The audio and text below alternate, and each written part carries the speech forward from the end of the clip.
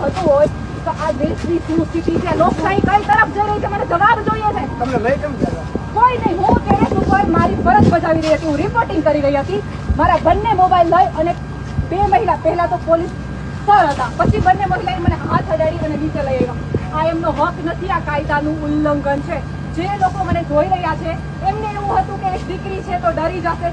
નહીં, હું પેલા પ્રેસમાં છું, હું એક ન્યૂઝ એન્કર છું, હું મારી ફરજ ઉપર છું. તમે મને એ રીતે ન ડરાવી શકો. મારું પ્રેસ કાર્ડ બધા જ જોઈ શકો છો, BS9 માં છું.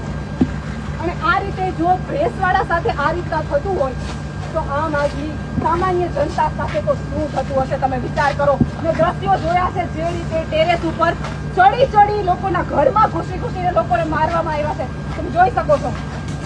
જે નિર્દોષ લોકોને પણ ઘરમાં ઘૂસીને પકડીને મારવામાં આવ્યા છે, એ વિશે તમે શું કહેશો?